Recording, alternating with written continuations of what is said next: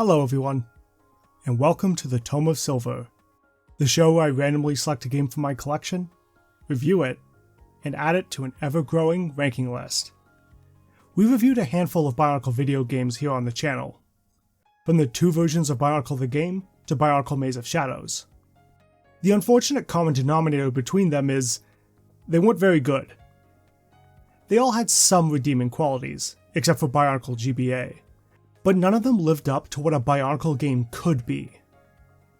Two other video games would be released on the Game Boy Advance, Return Adventures and Quest for the Toa, both of which I'd like to one day cover on the channel, but spoilers, they weren't all that warmly received either. The simple fact was, there were no great Bionicle video games, and the odds were not looking good. After Maze of Shadows, LEGO would only make one more attempt at a proper Bionicle video game. In 2006, we would receive Bionicle Heroes, a little over halfway into the toy's run. Though neither the developers nor LEGO was likely thinking this at the time, this was Bionicle's last chance of success in the video game space, and to create something truly memorable. Bionicle Heroes cast a wide net too, releasing on damn near everything at the time. Between all these releases, there would be three unique versions of Bionicle Heroes. The console versions, which was a third-person shooter developed by Traveler's Tales, and the two handheld versions developed by Amaze Entertainment, which was a first-person shooter for Nintendo DS, and a top-down run-and-gun for Game Boy Advance. Today, we'll be looking at all three and see if any of them managed to strike gold. Without further ado, don your mask, pull your pieces together, and let's turn the page to Bionicle Heroes.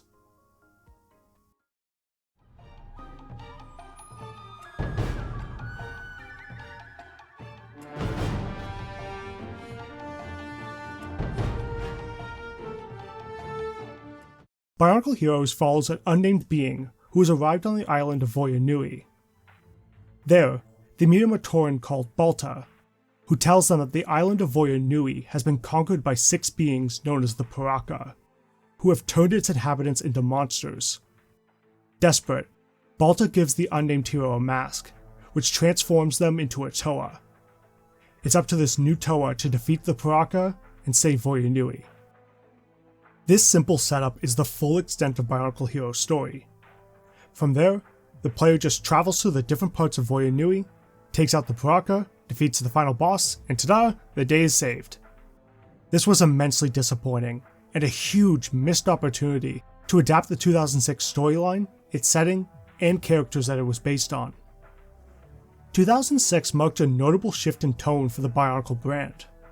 Bionicle always had dark elements, but now we were starting to see the dark tone become a signature part of the brand's identity. This can most prominently be seen in the commercials, the art style for the new Ignition line of comics, and the storytelling of the Legends novels. To match that darker tone, Bionicle introduced the Paraka, often viewed as some of the best villains Bionicle ever had. They were ruthless, cunning, and immensely powerful. In their debut, they enslaved an entire island, defeated the original 6 Toa in combat, and even kidnapped the All-American Rejects. Chart-topping rock group, the All-American Rejects, is feared to be lost at sea. The band, sailing aboard chartered luxury cruiser, the Rock Yacht 3, lost radio contact when the ship neared an unknown island. Sources tell us the band was allegedly captured by the evil Paraka. These guys were grade A menaces, traits not translated into the game whatsoever.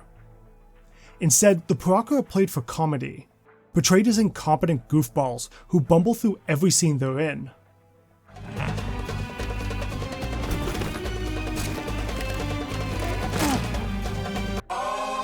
It makes the player wonder how they could conquer Voya Nui to begin with. If the Matoran were enslaved by these losers, I don't know, they might not be worth saving. This comedic characterization was most likely done to make Heroes appeal to younger kids like the other LEGO games. However, Bionicle Heroes is rated 10+, so it was already aimed at older audiences, who would likely be more intrigued by the proper 2006 story than the Looney Tunes-esque slapstick comedy that makes up every cutscene within the game. And despite the Paraka sets having very uniform designs, the Paraka all had distinct personalities. But here, the Paraka lack any unique traits outside of their weapons. You could take any cutscene and swap the 6 Baraka between it, and it would play out identically, making for a very boring team of villains. Of course, our hero isn't much better either. Rather than a team of 6 Toa, we play as a nameless, silent protagonist who literally wears the faces of the 6 heroes. The story of Bionicle Heroes could have been so much more, but we didn't even get less. We kinda just got nothing, leaving it as a sore spot for the game. The console's version of Bionicle Heroes was initially meant to be a first-person shooter. Director of Traveler's Tales, John Burden, showed off the prototype for Bionicle Heroes on his YouTube channel, Game Hut.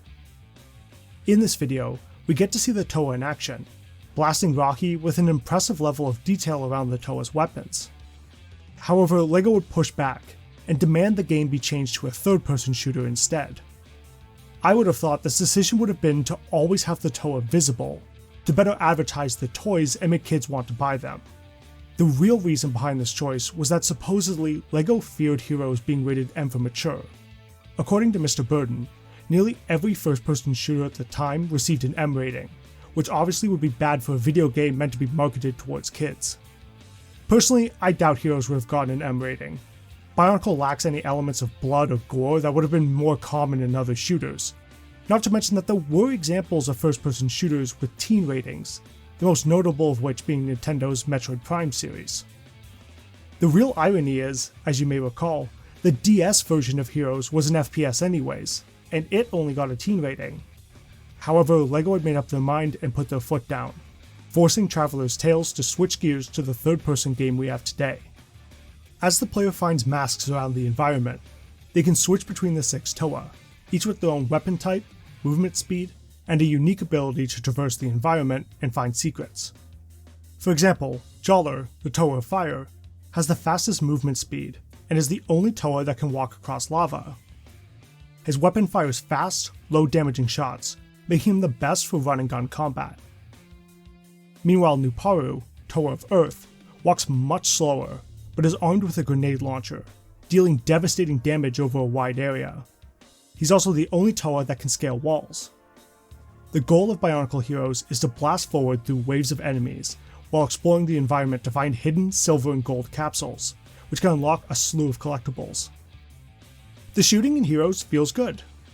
The 6 Toa offer great combat variety, and swapping between them all at the tap of a button allows the player to quickly change things up at a given notice. Nuparu was my favorite. Fully upgrade his weapon, walk him into a swarm of enemies, and boom! Of the 6 Toa, I enjoyed playing 5 of them, with only Motoro, the Toa of Ice, feeling a bit useless. He has a painfully slow walking speed, paired with a single target weapon that takes a long time to recharge. He can zoom in and out to snipe enemies from afar, but I found this ability unnecessary for combat, and barely used it outside of uncovering secrets. Another thing that makes the shooting of Bionicle Heroes feel so good is the enemies. Upon defeating them, they'll explode into Lego pieces with a satisfying crunch. This is important because you fight a lot of enemies in Bionicle Heroes, so I'm thankful the feedback loop of defeating the enemies feels consistently enjoyable. Unfortunately, where Bionicle Heroes gameplay falters is in difficulty. It's too damn easy. Now, this is nothing new for LEGO games. In titles like LEGO Star Wars, losing all your health will just have your character respawn, with getting a game over being an impossibility. However, there is still a punishment for dying in the form of dropping some of the LEGO pieces the player has collected, which is needed to purchase unlockable characters and other goodies. Bionicle Heroes is much the same way. Losing all your hearts will make you drop some of your collected LEGO pieces, which are needed for the shop, and cause you to lose the mask of whichever Toa you were playing as, which may make you lack the necessary Toa to get a collectible. So if Bionicle Heroes has the same punishment for dying as other LEGO games, what makes it so much worse? Well, my friends, let me tell you about a little thing called Hero Mode. As you progress through each level, you'll occasionally stumble on these gold bricks blocking your path. To move them, you need to enter Hero Mode. By defeating enemies and picking up LEGO pieces, the meter at the top of the screen will begin to fill. Once it's full, Hero Mode will be activated, and your Toa will be coated in a golden light.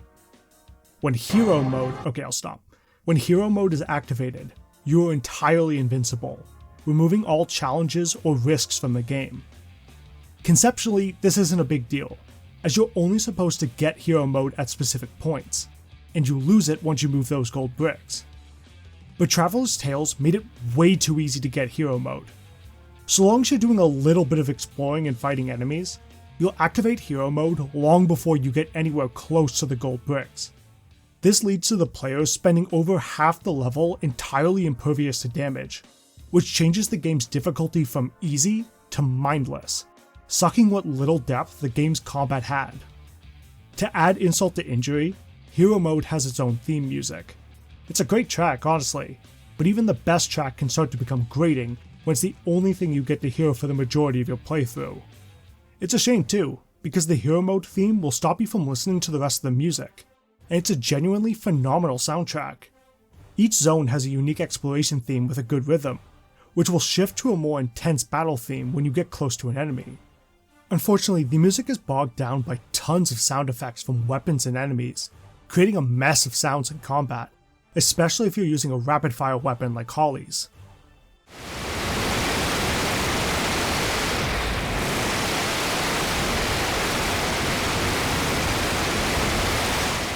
I want to give special note to the boss themes though, as they are incredible, my god.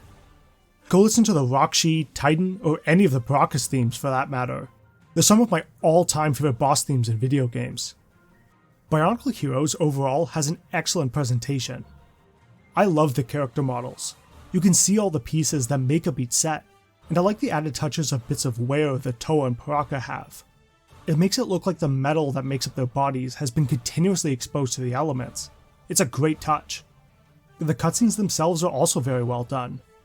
Though I was unimpressed with the repetitive slapstick jokes in these cutscenes, credit where it's due, they were animated very well, and the Paraka are wonderfully expressive. The world design is my favorite aspect of the presentation, as Traveler's Tales have crafted a beautiful rendition of Voya Nui Island. I like the decision to make only the destructible and buildable objects be made of LEGO, while everything else is rendered more realistically.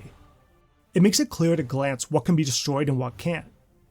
For that reason, it can make Bionicle Heroes very un-LEGO-like. But I also think that it allows the developers more freedom, since they aren't restricted by only what they can craft with LEGO parts. With that freedom, the developers have designed each stage in a zone to have an incredible sense of escalation. For example, Hakan's territory is fire-themed. The first stage has you begin on the outskirts, where the fire theme is more subtle, exploring an almost mountain range environment where the heat has left the ground dry and desolate. Only once you move on to stages 2 and 3 does the fire theme become more blatant, as you travel deep within a volcano, the walls and floor being consumed by magma. Every zone has a build-up like this, telling a visual story of getting closer and closer to the ultimate showdown with that zone's Paraka. It's genuinely brilliant.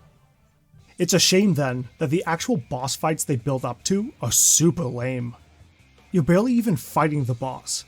It's more like you're fighting waves of enemies while a bigger guy is shooting you from a distance.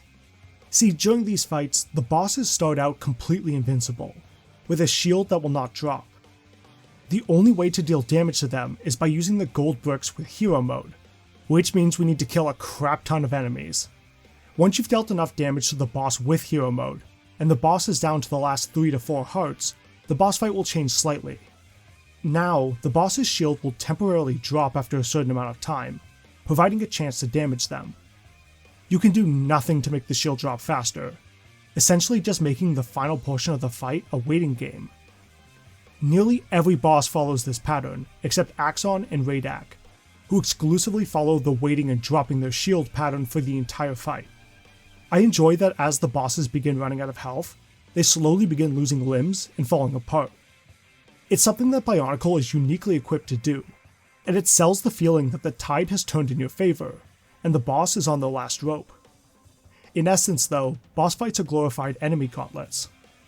This is another case of missed potential, as the bosses in canon have all manner of unique abilities that could make for some great boss battles. Heroes pulls villains from all across the Bionicle timeline. At the end of the first stage of each zone, the player will duel one of the 6 Rakshi from 2003, and at the end of stage 3, you'll have a fight against one of the Titan characters from across the years, Most of these bosses' presence don't really jive with the proper Bionicle story, as a grand majority of the Titans are long dead prior to the start of the Voya Nui Arc. And the likes of Axon, who is from 2006, is a purely heroic character. Honestly though, I'm okay with this. Since Heroes isn't trying to accurately retell the story anyways, the decision to say screw it and bring back all these familiar faces for fan service is a fun one. After all, who wouldn't want the chance to utterly wreck some of the series' scummiest antagonists, like Nadiki or Rudaka? To that point, Bionicle Heroes has fan service in spades, and it does it very well. For all its faults, Heroes feels like a celebration of Bionicle, packed to the gills with all manner of callbacks and references. As mentioned previously, the common enemies and bosses are taken from all across the Bionicle franchise. The pre-upgraded versions of the Uniter's weapons are all based on weapons from the previous Toa. Best of all, finding the gold and silver canisters in each level will unlock entries in the archives, providing full bios for tons of masks and past enemies. It's like your own mini Bionicle wiki. Traveler's Tales clearly had a lot of reverence for Bionicle, and a ton of love was put into the creation of Heroes. Even with the dull gameplay, fans may still get a kick from seeing everything that has been stuffed into it. The final thing to discuss is replayability, which Heroes has plenty of. They're all the gold and silver canisters to find and collect in each level. Then, after defeating a Paraka, they'll be unlocked as a playable character in their respective zones. Once you've beaten the final boss, Phazon, he'll replace the other 6 Paraka as the playable character. Certain secrets can only be accessed with Phazon, so at least 2 playthroughs of the game are required to 100% it. I never liked that Phazon replaced the other Paraka as playable characters. The Phazon model, for whatever reason, lacks his cape, making him look wrong. Plus, Zactan was always my favorite character in Bionicle, so even if he and Phazon play virtually the same, it sucks losing access to him. I remember making a separate profile where I played through the game and stopped right before the final boss, so I could play as the other Paraka whenever I wanted. Players may also wish to replay levels to collect more LEGO pieces for the shop. There, they can purchase upgrades for their Toa, unlock a handful of bonus levels, and unlock various items for the Paraka Playground. The Paraka Playground is an area where you can view multiple skits with whichever Paraka you have defeated. For being such a large area of the overworld, the Paraka Playground is nothing special. Some of these skits are kinda funny, but only for a watch or two, and then that's all there is to do here. It also further exemplifies just how one-note and interchangeable the Paraka are, as any Paraka can use an item and have the scene play out exactly the same, animations and all. So, after all the negative stuff I said about Bionicle Heroes, it sounds like I don't like the game very much. Honestly though, I have an appreciation for it despite everything. Nostalgia plays a big part in it, but I enjoy exploring Voya Nui and seeing all the renditions of characters that make up such an important part of my childhood. Yeah, the gameplay can be dull, but if I put on a podcast to listen to while I play, the shooting is tolerable enough to push through just to experience everything else I enjoy about it. That said, if you're not already a fan of Bionicle, I cannot recommend this game, not as a gateway into Bionicle or as a third-person shooter. Its simple gameplay and the non-existent story will do nothing to hold newcomers' attention. If you're already a Bionicle fan, maybe give it a shot. There's a lot here to appreciate as a fan, and with physical copies costing no more than $20 at worst, picking it up won't break the bank. That concludes the console versions of Bionicle Heroes. The handheld versions on the DS and Game Boy are both entirely unique. They were both very well received on release, far more so than the console versions.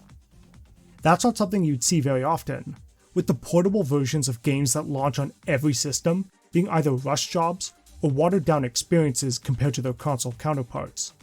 What made these handheld titles stand out? Let's start by turning our attention to the DS version.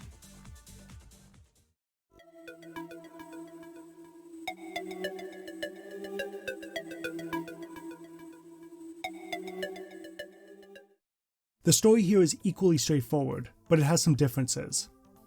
The Toa and Nika are actually featured in the story, the game opening with their showdown with the Paraka. However, the Paraka proved too much for the Toa, and they are imprisoned after losing their masks. With all hope lost, a lone Matoran, who is definitely not a recolored Jollar from the first Bionicle movie, jumps into a pool of energized protodermis, transforming into a Toa. They alone must travel across Voya Nui to retrieve the Anika's masks and save the Toa. Perhaps the most surprising change to the story is the exclusion of Vaison and Fenrak. After defeating all 6 Paraka, the DS version reveals that they've been working for Makuta, the overarching villain of Bionicle. It doesn't change much in the grand scheme of things, as you don't actually fight Makuta at all. He just looms ominously in the background while the player has a final showdown against all 6 Paraka at once. Once they go down, we flush Makuta down the toilet, and the Toa are saved. Voya Nui is at peace. The Toa and Anika give a group high five, despite accomplishing nothing themselves, and the credits roll. I don't have much to say about the plot, as it's as simple as the console version, though I did appreciate the slightly darker atmosphere. The lack of dialogue and slapstick, paired with the foreboding music, gave a vibe much closer to the 2006 line proper. The Paraka come across as menacing and a real threat, so Heroes DS maintains a certain level of stakes the console versions didn't. I have no idea whether the developers intended this to be the case, but hey, it's what we got, and I like it. Heroes DS is a first-person shooter, where you can take control of any of the 6 Toa to blast and platform through Voya Nui's vast landscapes. When you first begin, you'll only have the default Zamor launcher. It deals low damage, but it's the only weapon that doesn't use up energy or need to recharge, so it has some benefits. You'll progressively find Toa masks as you complete levels, granting the player a new weapon. The player can use the touchscreen to switch between each gun on the fly, providing a variety of weapon types to quickly switch through for any given situation. The player is free to tackle any zone in whatever order they wish, providing a large amount of freedom. I prefer immediately completing the first stage of each zone, as that's the fastest way to get all 6 weapons, and I like having the full arsenal as soon as possible. But if someone prefers to stick to one zone at a time, they can do that too. It's entirely up to them. Bionicle Heroes looks excellent for the handheld, with varied locations that keeps the experience visually fresh. It also runs smoothly, maintaining a consistent frame rate as you run and gun through the Paraka's forces. The action can get surprisingly intense here. Heroes DS isn't afraid of sicking multiple foes on you at once, and you can die shockingly quickly if you're not continuously on the move or taking cover. Like the console version, LEGO pieces are used to buy extra features and are dropped upon each death, so I felt pressured to keep myself as unscathed as possible. Best of all, Heroes DS avoids the hero mode problem. Hero mode is in the game, but instead of activating automatically and making the player invincible for half the level, it only activates when the player chooses, once they've filled the meter at the top of the screen. Once activated, the player will be impervious to most damage for a limited time, so they'll need to pick up LEGO bits to recharge the meter again. There are no golden bricks to move out of the way, and using it is entirely optional. Hero mode is exactly what it should be, a helpful but temporary buff and nothing more. Perfect. Bionicle Heroes has 2 control schemes, one that uses the stylus to look around, and another that uses the face buttons instead. The stylus controls were the better of the two, as the stylus allowed for faster and more precise aiming. Still, as a kid who frequently lost their styluses as a kid, I appreciate having the option to use a control scheme that won't have me using my finger and scratching the touchscreen with my nails. Plus, to record footage for this video, I had to use an emulator. Broken but totally legitimate Nintendo DS. So I had to use the face button controls. They can be a bit cumbersome, and I started to feel my hands cramping after an hour and a half or so of play, but they got the job done, and there is the option to adjust the sensitivity if the default isn't quite working for you. After defeating one of the Paraka and obtaining an Anika mask, you'll unlock an alternate fire method for their respective weapon, or some sort of buff. Once you acquire every mask, your default blaster will gain a one-hit kill force choke ability. Be careful not to choke on your aspirations, Director. Additionally, each mask provides a new method of exploration. In each stage, you can find runes hidden behind breakable walls, or on the other side of paths requiring traversal abilities. The number of collectibles in each stage is visible on the results screen, alongside a picture of the Toa getting super hyped for clearing the level. You can use these runes in the Rune Translator menu to unlock a bunch of extra modes. Some are simple, like unlimited ammo, invincibility, and a hard mode. But then there are also some wacky ones, such as Big Head mode, disco mode and changing your default blaster to fire farm animals. They remixed the game in dumb, fun ways for repeat playthroughs, which I think is a fantastic incentive to replay stages to find every collectible. Also, because I couldn't find a way to squeeze this in anywhere else in the review, I want to give hats off to the developers for doing their homework. The green Paraka, Zaktan, possessed a unique ability from the rest of his gang, where his body could change into billions of tiny, flying particles called protodytes, and they actually found a way to incorporate that into his boss fight. I genuinely couldn't believe they would include a detail like that when I first saw it, and it made the Bionicle fan in me pop off. And yeah, I love going back to replay Bionicle Heroes on the DS. I'm happy to say it's not just an excellent game for Bionicle fans, but just a great game, period. I can easily recommend it to people looking for a handheld shooter. Even without knowledge of Bionicle, I think the gameplay stands on its own 2 feet and is fun to play. The only flaw I would say it has is a similar sound issue as the console version, where the sound effects can make for an obnoxiously awful combination of sounds, especially if, once again, you're using Holly's weapon.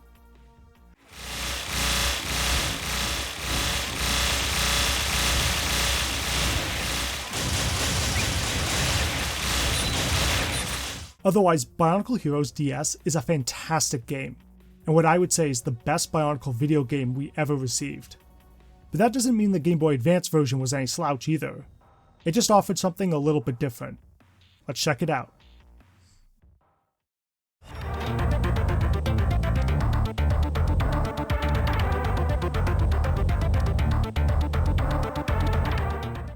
Heroes GBA closely follows the same events as DS, opening with the Toa Ignika facing off against the Paraka.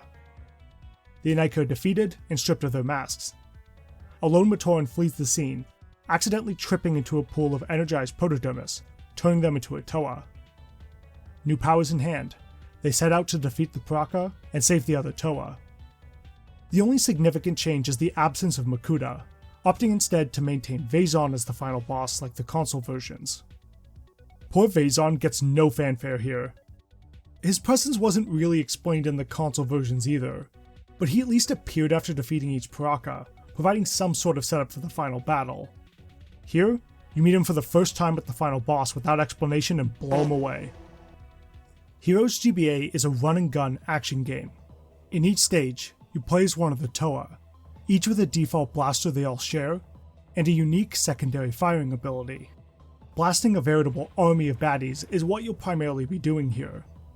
There's no platforming of any kind, and while there are some alternate paths to take to find hidden collectibles, the stages are pretty streamlined to prevent players from getting lost.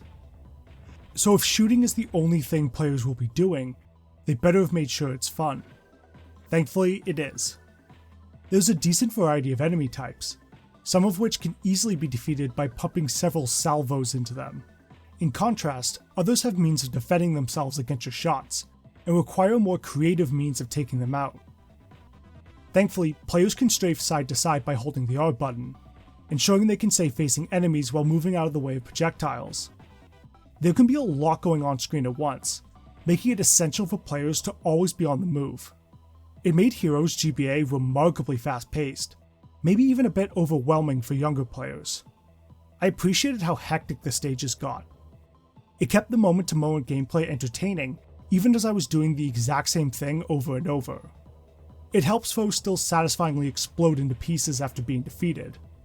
I wish enemies would have spawned in ways other than these little panels on the floor. They meant enemies could only appear in so many locations, and would start with them tightly packed together. That made it easy to wipe out several enemies at once, and attacks would only come from that one area. It reduced the challenge and made encounters less exciting than if enemies spawned around the player, forcing them to maneuver around attacks from all sides. Otherwise, the shooting is great fun. I recommend keeping it to short bursts though, as the control scheme had my hands quickly cramped, usually after about an hour. On your first playthrough of the game, you're forced to play as a particular Toa in each zone, a limitation I found disappointing. Part of what kept the other versions fresh was switching between all 6 Toa and their abilities on the fly, and not being able to do that here took away that little something that made the others feel special. Thankfully, once you finish the game for the first time, you can switch between the 6 Toa during any stage. I'm relieved the ability is in the game, but that initial limitation felt unnecessary, depriving players of a key gameplay element for their first playthrough. Not that a first playthrough takes all that long. It'll take the average person about 2 to 3 hours to beat Heroes the first time around. Thankfully, the one thing all 3 versions of Heroes have in common is the variety of collectibles to find in each stage. The first of these collectibles are masks, which upgrade the abilities of your Toa. A detail I absolutely adore is as you upgrade each character, you get to play as 3 generations of Toa. You start the game playing as the 2001 Toa Mata, with the upgrade changing them into their Toa Nuva forms from 2003. Finally, once you've beaten the game and can switch between the entire team, you can access secret rooms to find the final upgrade into the Toa Ignika. Technically, the DS version did the same thing, with the player first acquiring the Toa Mata and Toa Metru masks, so in that sense you were playing as other Toa. But it's a first-person game with no visual changes to the weapons, so you hardly got to feel like you were playing as a different character. It's really neat getting to play as the previous Toa, and it's even better that we actually get to play them in a good game for a change. It's just a shame that once you upgrade a Toa to their next form, there's no way to change their appearance back.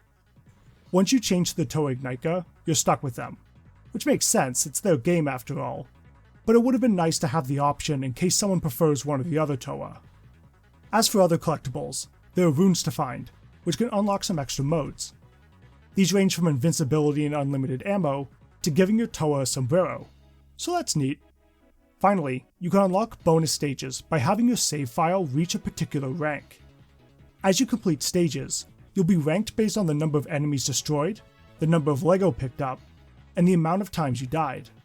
Getting the highest rank is pretty tough, so if it interests them, players can get a fair amount of replayability just from trying to get the highest rank in each stage, simultaneously unlocking some minigames for their trouble. The final thing of note is the sound. Just like the other two, Heroes GBA can be obnoxious to listen to, as it becomes a mess of loud sound effects blasting at all times. Considering the sheer amount of enemies you face simultaneously, the GBA version arguably has this issue the worst of the 3. This is a game better played with the volume off. I wasn't in love with the GBA soundtrack anyway, so it's not too big of a loss. It's just funny that all 3 versions have this exact same issue. I don't think Heroes GBA holds a candle to Heroes DS, but it's a totally competent run and gun that I can easily recommend to the average player, Bionicle fan or not. As the final Bionicle video game we would ever receive, Bionicle Heroes were damn fine notes to go out on. The console versions have numerous flaws, which makes it the weakest of the 3, but nevertheless have a ton of love and attention that was put in for fans. Meanwhile, the handheld versions are both genuinely good video games, especially the DS game. If these were how Bionicle video games had to go out, I'm glad they went out with a bang. The console version will rank the lowest, taking the number 47 spot below Ghostwire Tokyo. Second place will go to the GBA version, earning itself the number 39 spot ahead of Digimon World Dusk. Finally, we have the DS version, firing well past its siblings all the way to number 17. Never in all my days would I ever think I would place a Bionicle game so high up on the list, but I'm delighted that I could. And that's all for this video. If you enjoyed it, please consider giving it a like, and thank you very much for joining me on this special 50th review. What a milestone. I'm so glad to have you all here with me for it, whether you're a longtime watcher or brand new to the channel.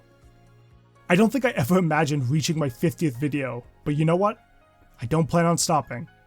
Here's to another 50 and beyond. For all my fellow Bionicle fans, which version do you prefer? And which setline of the toys was your favorite? I'm torn between the Paraka and the Baraki, but I think I'll give the edge to the Baraki because of how widely varied their body types were, which is more rare compared to the more uniform set lines. Let me know your preferences down in the comments, I'd love to hear your thoughts. As always, stick to the end of the video to see which game our wheel will select next. In the meantime, thank you all so much for watching. Take care, and may we see each other again when we turn to the next chapter in the Tome of Silver.